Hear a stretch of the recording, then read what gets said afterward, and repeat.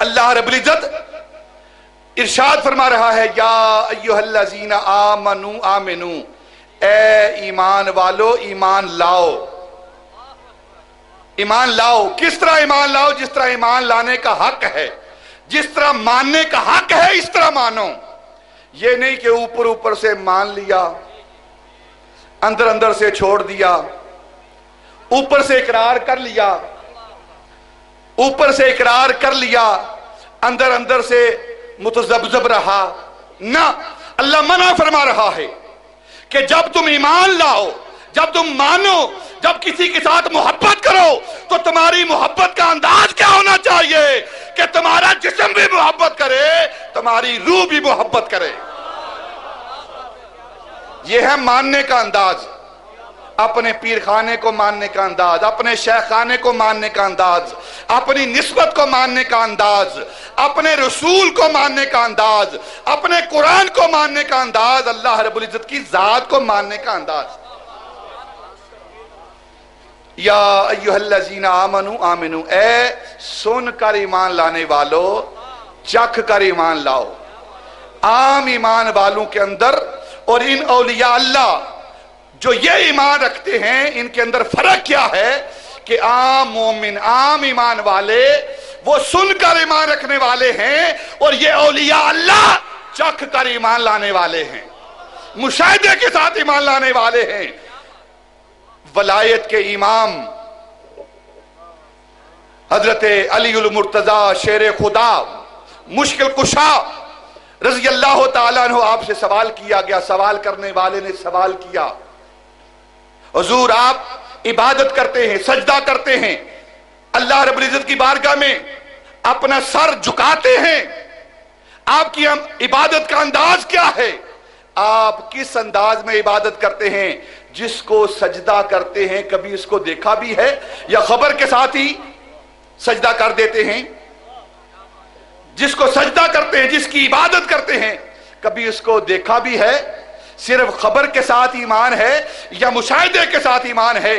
تو میرے مولا علی رضی اللہ تعالیٰ عنہ آپ نے فرمایا، سائل سوال کرنے والے، پوچھنے والے، تو پوچھ رہا ہے کہ علی ویسے ہی اپنا سر جھکا دیتا ہے یا اسے دیکھ کر سر جھکاتا ہے؟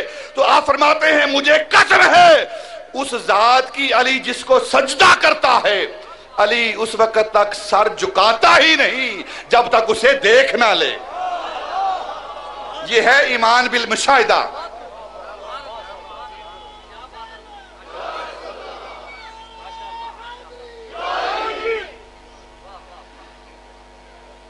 نعرہ رسالت، ذرا مل کر نعرہ رسالت، نعرہ حیدری، نعرہ حیدری۔ اس کے ساتھ اگلا نعرہ جو ہے نا اہل سنت کا، وہ ہے نعرہ تحقیق، نعرہ تحقیق۔ یہ اہل سنت کا نعرہ ہے۔ ہم حضرت علی رضی اللہ تعالیٰ عنہ، سیدنا عثمان غنی، سیدنا عمر فاروق، سیدنا ابو بکر رضی اللہ تعالیٰ عنہ اور سارے صحابہ کو مانتے ہیں، یہ اہل سنت کا عقیدہ ہے۔ اور پھر نقشبندی تو حضرت ابو بکر رضی اللہ تعالیٰ عنہ کے غلام ہیں۔ یہی وجہ ہے حضرت محبوب پنجتن سید فیض الحسن رحمت اللہ تعالیٰ علیہ، آپ برملا اس منبر سے اظہار کیا کرتے تھے، لوگوں سننے والوں سنو، میں بیٹا علی کا ہوں لیکن مرید ابو بکر کا ہوں، ابو بکر کا ہوں۔ تو اے خبر کے ساتھ ایمان لانے والوں، مشاہدے کے ساتھ ایمان لاؤ۔ تمہارے ایمان کا معیار کیا ہونا چاہیے، درجہ کیا ہونا چاہیے؟ اگر تم پہلی منزل پر ہو، وہ خبر کی منزل ہے، اس منزل سے نکل کر تم مشاہدے کی منزل میں آؤ۔ ہم یہاں بار بار آتے ہیں، اپنے آستانوں پر آتے ہیں، اسی لیے آتے ہیں کہ جو منزل انہیں حاصل ہو چکی ہے وہ مشاہدے کی منزل ہے، وہی منزل ہم حاصل کرنے کے لیے آتے ہیں۔ اے اوپر اوپر سے ایمان لانے والو، اندر سے ایمان لاؤ۔ اوپر اوپر سے اگر ایمان لایا جائے گا، حضرت امام ابو حنیفہ رضی اللہ تعالیٰ عنہ، حضرت امام شافعی رضی اللہ تعالیٰ عنہ، آپ فرماتے ہیں کہ ایمان کے 3 اجزاء ہیں۔ پہلا جزو ایمان کا کیا ہے؟ اقرار باللسان، दूसरा तस्दीकुम बिल कल्ब।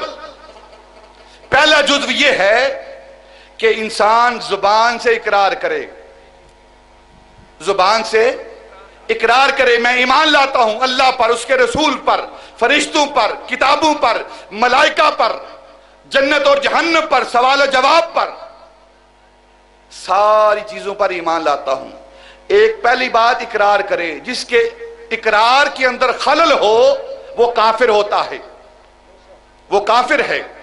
और दूसरा मरहला क्या है? तस्दीकुम बिल कल्ब, अपने दिल के साथ जो जुबान से कह रहा है उसकी तस्दीक भी करे, और जिसकी तस्दीक के अंदर फर्क हो वो मुनाफिक है, वो मुनाफिक है। तो इन्नल मुनाफिकीन फी दरकिल अस्फल मिनन नार, काफिरों से बढ़कर सदा मुनाफिकीन के लिए है। और फिर हजरत इमाम शाफी फरमाते हैं इसका तीसरा जुज़्व क्या है? तीसरा जुज़्व है इस ईमान का, वो है इन दोनों बातों पर अमल करना, और जिसके अमल के अंदर फर्क आता है उसे फासिक कहते हैं। तो हमें चाहिए कि इकरारुम बिल लिसान भी हो, तस्दीकुम बिल कल्ब भी हो, और जब ये दोनों चीजें कामिल हो जाएं तो तीसरी चीज क्या है? उस पर अमल करें, उस पर अमल करें। अगर अल्लाह रब्बुल इज्जत की जात पर ईमान लाते हैं तो जिस तरह जात पर ईमान लाने का हक है उस तरह ईमान लाएं। अगर नबी पाक सल्लल्लाहु अलैहि वसल्लम की जात पर ईमान लाते हैं, आपकी रिसालत और नबुव्वत पर ईमान लाते हैं, तो उस तरह ईमान लाएं जिस तरह ईमान लाने का हक है। और इसी तरह अगर अपने शेख खाने, अपने पीर खाने पर ईमान रखते हैं तो उस तरह ईमान लाएं जिस तरह ईमान लाने का हक है। और अपने शेख के बारे में, अपने पीरखाने के बारे में यह नजरिया होना चाहिए। हजरत इमाम रब्बानी रज़ी अल्लाह ताला अन्हु ये नजरिया पेश कर रहे हैं।